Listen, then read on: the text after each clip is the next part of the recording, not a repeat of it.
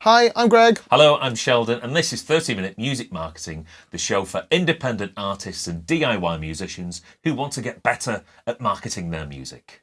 It's you. We're in a different studio than we normally are. How many studios do you have, Greg? We have a couple. Well done to him.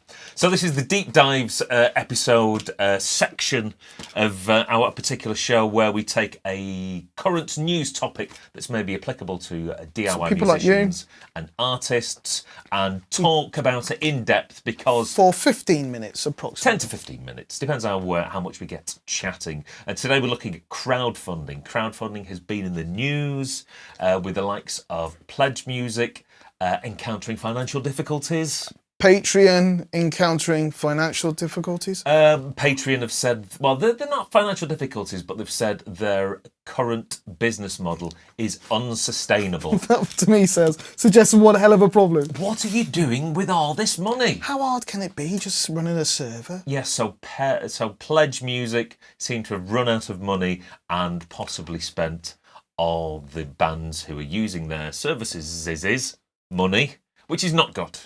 Not good for the fans. Not good for the bands. Hey, that's quite good. That was almost like a strap line. Oh, I know. That's a strap line that they can have if anybody ever gets sent to prison.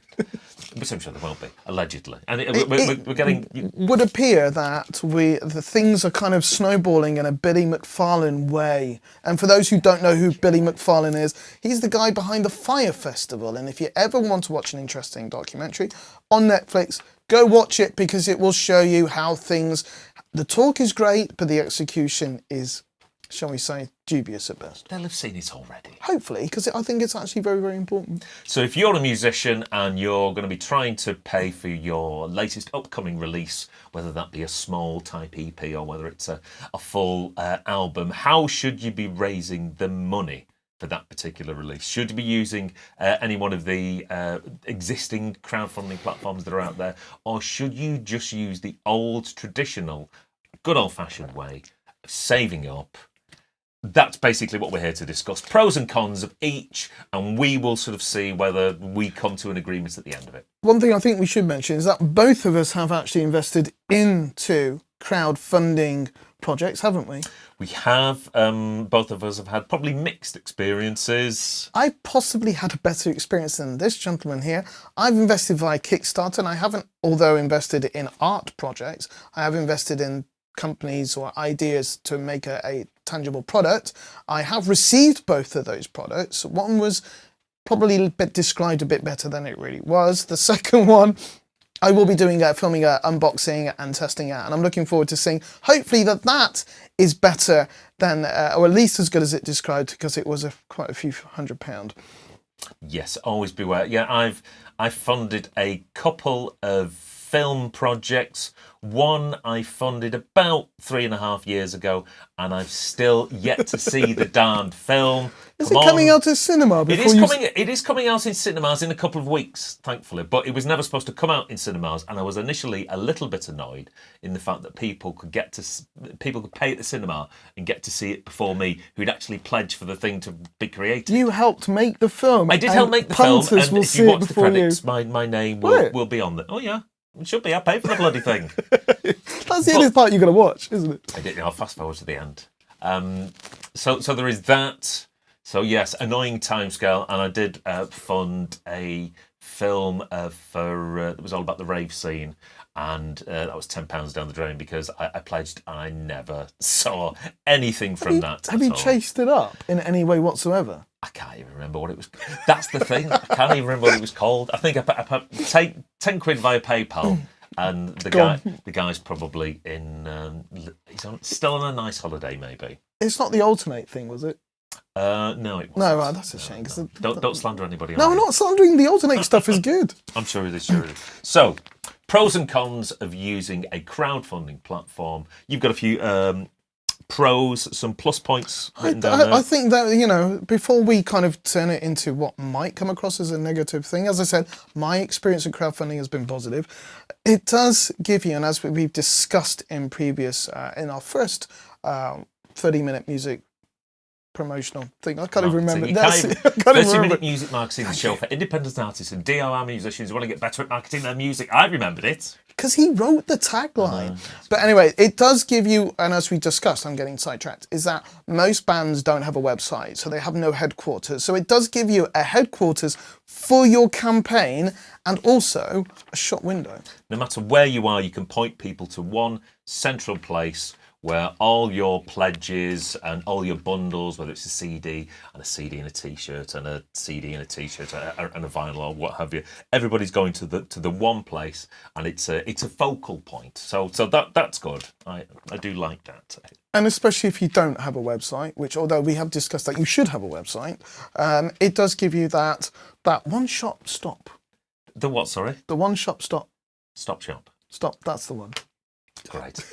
You can see how many takes we go through for these. Unbelievable. It'll be fine. It's all in the impromptu, right? On to the next one. On to the next one. It offers you a campaign target totalizer and a countdown clock. So in some ways, it's a kind of a mixed bag, this one. It can be good because it can show you how well you're doing, but it can also be bad because it can show you how well you're not doing. So if you've got a totalizer which says we've reached 88% of our funding goal, that's great because you can then go on social media and try and use that sort of that figure in order to try and push people over the edge. But I do know of one particular band from around here who a couple of years ago tried to raise £5,000 to have their album mastered, and I think where were they getting it mastered at £5,000? I've no idea. Well, they were probably going. If they got heard of Lander, they could have got it done for like 50 quid. Well, anyway, they raised about £50, and that project.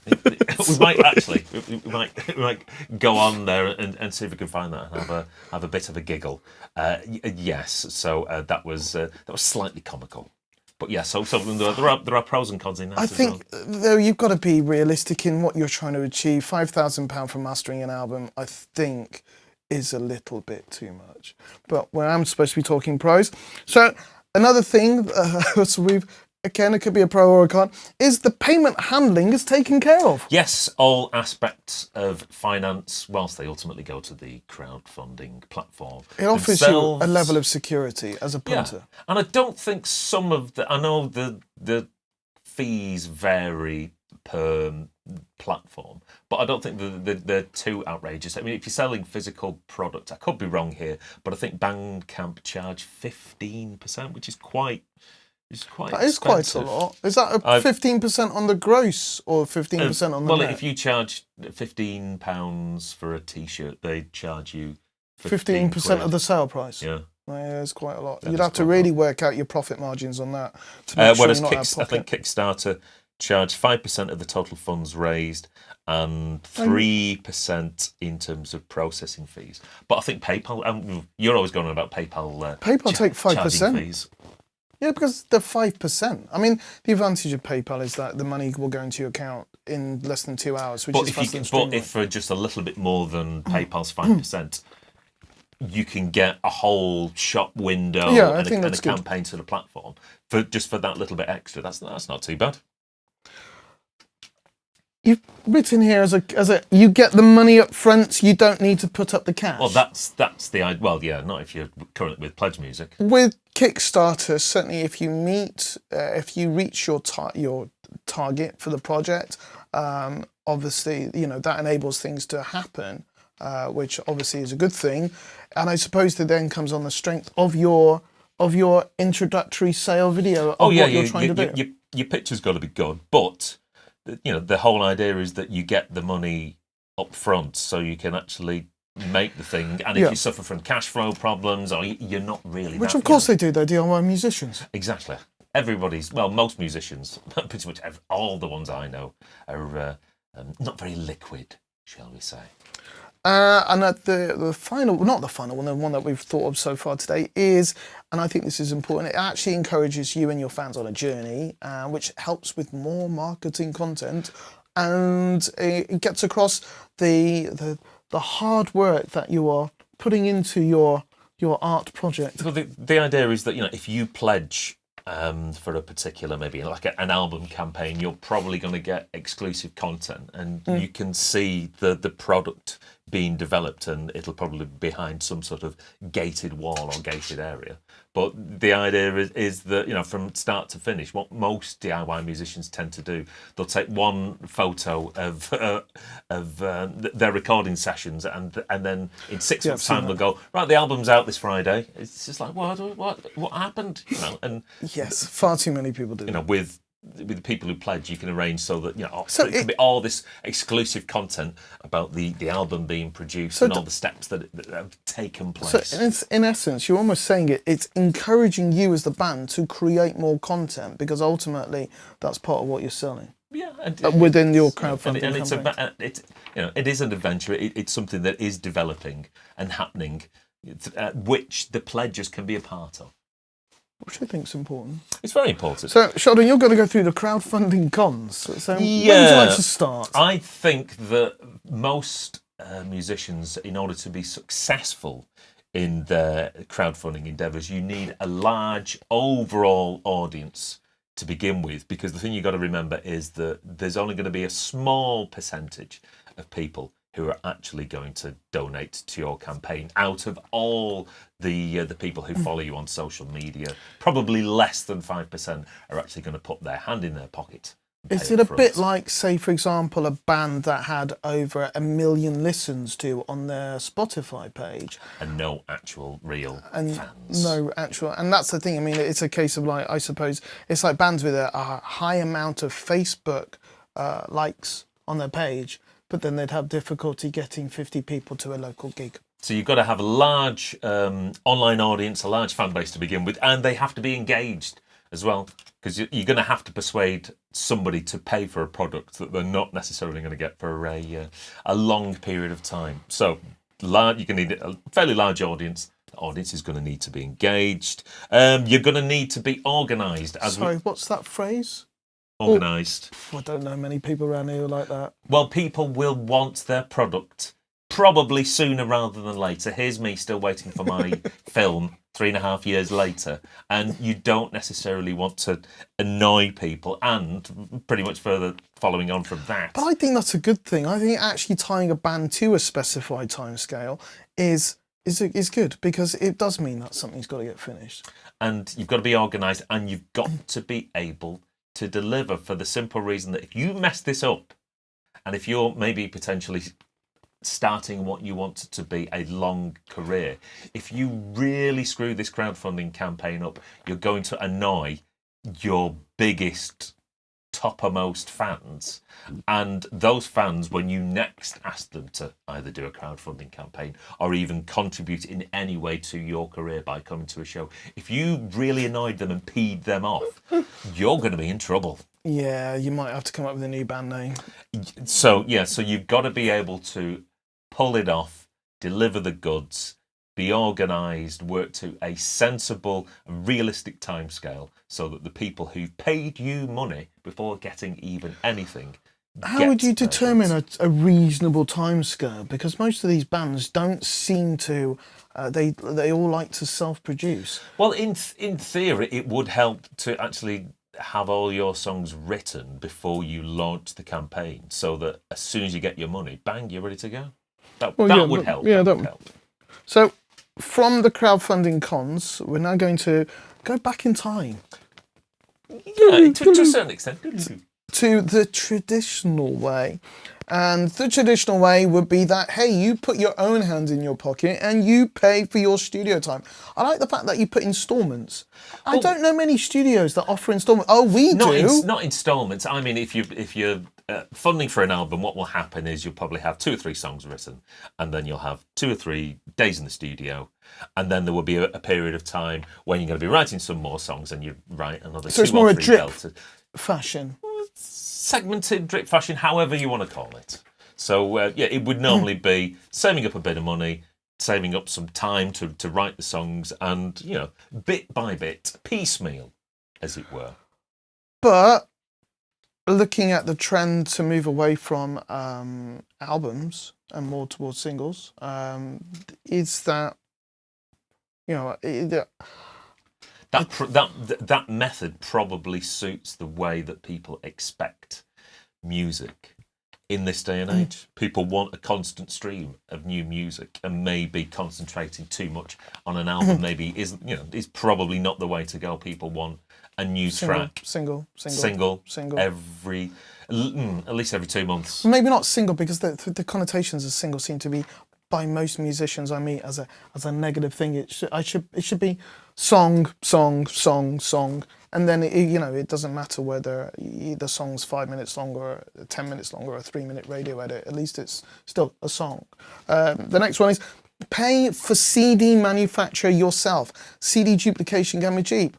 We offer CD duplication here, and it starts from... He's doing another advert, ladies and gentlemen. He loves getting those adverts I'm just suggesting to people that, it isn't as expensive. I think we do CD duplication for about 80 pence a unit. So the cost of actually making them is nowhere near. And if you get... No, but you still have to, even if you're pressing 100, most bands hopefully would be able to sell 100 album copies. So, shush now. He's being a little bit salty. I'm not. I'm just saying, hopefully, if they listen to our advice, they'll easily be able to shift 100 CDs. Yeah. So it's more hoping they're listening to us. And traditionally, the time frame for an album release is dictated by you, the artist. And again, some artists who take it. The time frame shouldn't be dictated by the artist, because they end up being the only people listening to the album. Which, I do think there has to be, as you mentioned earlier on, in terms of just putting one picture out of the entire recording process. And then it's finished. It's a case of I think the time frame should be,